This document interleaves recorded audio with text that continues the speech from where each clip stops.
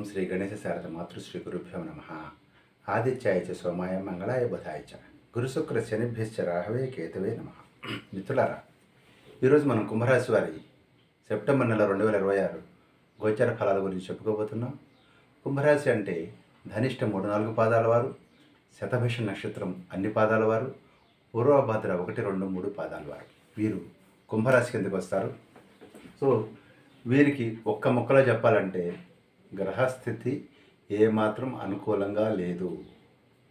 వాంగ్ నియమం పాటించండి, సంయమనం పాటించండి, గొడవలకు దిగకండి, మీది కాని పని, మీకు సంబంధం లేని పనిలో తలదూర్చకండి. కొత్త కొత్త పనులు మొదలెట్టడం కంటే ఉన్న పనులను నిలబెట్టుకోవడం కోసం ప్రయత్నం చేయండి. సంయమనం పాటించినట్లయితే గ్రహాల అనుకూల స్థితికి వచ్చినప్పుడు వాటి తాలూకు రిజల్ట్స్ వస్తాయి. ప్రస్తుతానికి పురుష ప్రయత్నం మానద్దు, అలాగని ఓవర్ కాన్ఫిడెన్స్తో ఉండవద్దు. ఎందుకంటే గ్రహాలు అనుకూలంగా లేవు కాబట్టి మీరు ఓవర్ కాన్ఫిడెన్స్తో ఉండదు. కాన్ఫిడెన్స్ అవసరం, కానీ ఓవర్ కాన్ఫిడెన్స్ మాత్రం పొరపాటును కూడా వద్దు. ఎందుకంటే మీరు గమనించినట్లయితే మీకు ఇక్కడ లగ్నంలో మనకు రాహు ఉన్నాడు, హెల్త్ ప్రాబ్లమ్స్ ఉన్నాయి, వేళ తప్పినటువంటి భోజనాలను ఈ యొక్క రాహు ఇండికేట్ చేస్తూ ఉన్నాడు. మీకు గాయాలు కానివ్వండి, అగౌరవాలు ఇలాంటివన్నీ జరిగేటువంటి అవకాశం ఉంది. ద్వితీయ స్థానమైనటువంటి కుటుంబ స్థానము, ధనస్థానము అయినటువంటి వాక్స్థానమైనటువంటి 2వ స్థానంలో శని భగవానుడు ఉన్నాడు. సో వాంగ్ నియమం మీద చెప్పాను నేను, మాట జాగ్రత్త, తొందరపడి మాట్లాడకండి. మీ మాటల వల్ల సమస్యలు వచ్చేటువంటి అవకాశం ఉంది. కుటుంబంలో ఏం జరుగుతుందంటే తక్కువ ఆదాయము, ఎక్కువ ఖర్చు వచ్చేటువంటి అవకాశం ఉంది. చెడు ఆలోచనలు వస్తూ ఉంటాయి. కుటుంబ సభ్యులకి హెల్త్ ప్రాబ్లమ్స్, జీవిత భాగస్వామితో దూరంగా ఉండాల్సిన పరిస్థితి, బంధుమిత్రులతో విరోధం, ఇవన్నీ కూడా ఈ శని కారణంగా జరుగుతాయి. ఆయన సువర్ణమూర్తి కాబట్టి కొంత ఫలితాలు అనుకూలంగా ఇస్తే ఇవ్వచ్చేమో, కానీ ఇప్పుడు ఏళ్ళనాటి శని కూడా విడుపులో ఉన్నాడు అనమాట. శని అంటే చివరి 2.5 సంవత్సరంలో ఉన్నాడు. కాస్త మీరు సంయమనం పాటించినట్లయితే మీకు పరిస్థితులు అనుకూలంగా వచ్చేటువంటి అవకాశం అతి త్వరలోనే ఉన్నాయి. కాబట్టి ఈ లోపల కాస్త జాగ్రత్తగా ఉండండి. ఈ రకంగా తీసుకున్నట్లయితే మరో పక్కన కేతువు కూడా మీకు ఇక్కడ 7వ స్థానంలో ఉన్నాడు. కేతువు, ఈ కేతువు 7వ స్థానంలో ఉన్న సందర్భంలో కూడా స్పోర్ట్స్కి హెల్త్ ప్రాబ్లమ్స్ వచ్చే అవకాశం, కుటుంబ సభ్యుల నుంచి దూరంగా ఉండేటువంటి అవకాశం, అంటే మీరు ఫారెన్ వెళ్ళే అవకాశం కూడా ఉంది ఇక్కడ. ఇదే కాంబినేషన్ ఖచ్చితంగా. సో ఏ రకంగా కానీ మీరు ఈ కేతువు యొక్క పరిస్థితి గమనించుకోవాలి. సో ఈ విధంగా రాహుకేతువులు కానివ్వండి, శని కానివ్వండి మీకు అనుకూలంగా లేకపోగా, మరో పక్కన గురువు కూడా మీకు అనుకూలంగా లేడు. నిజానికి గురువు గారు ఉచ్చ స్థితిలో కర్కాటకంలో ఉన్నప్పటికీ మీకు అది శత్రు స్థానంలో ఉన్నాడు, అంటే 6వ స్థానంలో మీ యొక్క రుణస్థానంలో ఉన్నాడు. ఓకే, అలాగే మీ యొక్క హెల్త్ ప్రాబ్లమ్స్ కూడా ఈయన కారణమయ్యేటువంటి అవకాశం, అపరిశుభ్రత కారణంగా మీకు హెల్త్ ప్రాబ్లమ్స్ వచ్చేటువంటి అవకాశం ఉంది. కాబట్టి జాగ్రత్త. అదేవిధంగా చోర అగ్ని బాధలకు కూడా ఈ గురువు 6వ స్థానంలో కారణమవుతాడు. కార్య విలంబం, పనులన్నీ కూడా స్లోగా నడుస్తూ ఉంటాయి. మరో పక్కన పంచమంలో ఉన్నటువంటి గురువు కుజుడు కూడాను మీకు అకాల భోజనము, అవసరం లేని పనుల గురించి మీకు ఆలోచనలు, అదేవిధంగా కుటుంబ సభ్యుల్లో హెల్త్ ప్రాబ్లమ్స్, సమస్యలు, మనస్పర్ధలు, అలాగే పిల్లలకు సంబంధించినటువంటి ఒకటే టెన్షన్. ఎందుకంటే 5వ స్థానం సంతాన స్థానం, అక్కడ కుజుడు ఉన్నాడు. అందువల్ల వాళ్ళ విద్యా వివేశాల ఆటంకాలు కానివ్వండి, భయాలు కానివ్వండి, ఆందోళన కానీ, హెల్త్ ప్రాబ్లమ్స్ కానివ్వండి, ఇవన్నీ వచ్చేటువంటి అవకాశం ఈ కుజుడు కారణంగా ఉంది. ఇంకో పక్కన నేను చెప్పాను, రవి ఎప్పుడైతే 7th ఉన్నాడో ఈ కేతువుతో పాటు, ఈ కేతువు నెగిటివ్, రవి కూడా నెగిటివ్.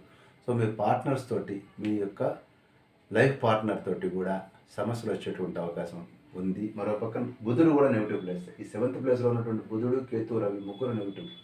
అంటే మీ పార్ట్నర్స్తో కానీ, మీ లైఫ్ పార్ట్నర్తో కానీ ఖచ్చితంగా ఇబ్బందికరమైనటువంటి పరిస్థితులు వచ్చేటువంటి అవకాశం ఉంది. మీ యొక్క సౌందర్య హాని, అంటే మీ యొక్క ఫేస్లో ఉన్నటువంటి గ్లో తగ్గుతుంది. అదేవిధంగా స్పోర్ట్స్కి హెల్త్ ప్రాబ్లమ్స్, పార్ట్నర్స్ తోటి ఇష్యూస్, ఇది చాలా జాగ్రత్తగా ఉండాలి. మీ బాసెస్ తోటి కూడా జాగ్రత్తగా ఉండాలి. సో 7th ప్లేస్ సరిగ్గా లేదు. ఇటు మీ లగ్నంలో రాహు ఉన్నాడు, అక్కడ సరిగ్గా లేదు. మీ మానసిక స్థితి కూడా సరిగ్గా ఉండదు. ఒక విధమైనటువంటి టెన్షన్ ఫీల్ అవుతూ ఉంటారు ఈ పరిస్థితుల్లో. ఇలాంటి పరిస్థితుల్లో నేను ఇందాక చెప్పినట్లుగా శుక్రుడు ఒక్కడే మీకు అనుకూలంగా కనపడుతూ ఉన్నాడు. ఆయన వల్లనే కాస్త మీకు ఆభరణాలు కానీ, గృహము, భూముల సంపాదనకి, బంధు సమాగమనానికి, అదేవిధంగా రాజదర్శనానికి, రాజపూజ్యం, అంటే మీ బాసెస్ కొంత అనుకూలతకి, అన్నిటికీ కూడా ఒక్క శుక్రుడు ఒక్కడే ఇంత భారం మోయాలి. ఇన్ని గ్రహాలు వ్యతిరేకంగా ఉండగా శుక్రుడు ఒక్కడే మీకు అనుకూలంగా ఉన్నాడు 1వ తారీఖు నుంచి 7వ తారీఖు వరకు. కాబట్టి మొదటి వారం సెప్టెంబర్లో మీరు అత్యంత కాషియస్గా ఉండాల్సినటువంటి పరిస్థితి. ఏది మీకు అనుకూలంగా లేదు. ఉత్సాహపడి దూకండి. ఓకే, సంయమనం పాటించండి. ఇదే నేను చెప్పాలనుకున్నది. ఆ తర్వాత నెమ్మదిగా బుధుడు మీకు రంగంలో దిగి కొంత అనుకూలతను కలిగిస్తాడు సుఖవంతమైనటువంటి జీవితానికి. అలాగే ఇంటలెక్చువల్కి సంబంధించినటువంటి కార్యక్రమాల విజయానికి, ధనపుత్ర లాభానికి కూడా ఈ బుధుడు మీకు అనుకూలంగా రాగా 18వ తారీఖు వచ్చేసరికల్లా కుజుడు కూడా మీకు అనుకూలంగా వస్తాడు. ఆయన వల్ల ధనధాన్య లాభాలు, కాస్త ఉత్సాహం వస్తుంది. కాంపిటేటివ్ ఎగ్జామ్స్లో విజయము, రాజగౌరవము, యుద్ధాలలో, పోరాటాల్లో, పోటీలలో, సరిహద్దు తగాదాల్లో అన్నిట్లలో విజయం, పుణ్యకార్యాలు చేస్తారు. కుటుంబ సౌఖ్యం ఉంటుంది. అన్ని రంగాల్లో అనుకూలత వచ్చి కొంచెం రోగశాంతి కూడా జరుగుతుంది. సిక్నెస్ ప్రాబ్లం తగ్గుతాయి ఈ కుజుడు కారణంగా. అయితే 26వ తారీఖు వచ్చేసరికి లేనప్పుడు బుధుడు పక్క జరుగుతాడు. బుధుడు 9లోకి వెళ్ళి మీకు బద్ధకం ఇస్తాడు. ఈ బుధుడు ఇక్కడి నుంచి బుధుడు 9వ స్థానంలోకి ఎప్పుడైతే వెళ్తాడో మీకు బద్ధకం పెరిగి, ఖర్చులు పెరిగి, ఒక పన్నుల విఘ్నాలు, ప్రయాణాల్లో ఇబ్బందులు అయ్యేటువంటి అవకాశం అంటే బుధుడి కారణంగా ఉంది. ఆ సందర్భంలో శుక్రుడు, కుజుడు మాత్రమే మీకు అనుకూలంగా ప్రవర్తిస్తారు. ఈ రకంగా ఓవరాల్ పిక్చర్ తీసుకుంటే కుంభరాశి వారికి ఓవరాల్గా 18 నుంచి 25వ తారీఖు వరకునే అత్యంత అనుకూలంగా ఉంది. మిగిలిన ముందు వెనుకలుగా 2 గ్రహాలు ఫస్ట్ వీక్ అయితే మరి అన్యాయంగా ఉంది. కాబట్టి మీరు వీళ్ళంతా సంయమనం పాటించి మీ పని మీరు చేసుకొని కార్యక్రమాలన్నీ ముందుకు నడిపించుకుంటూ పురుష ప్రయత్నం మానకుండా మీ పని మీరు చేసుకుంటూ దైవనామస్మరణ చేయండి. అది మీకు మేలు చేస్తుంది. స్వస్తి.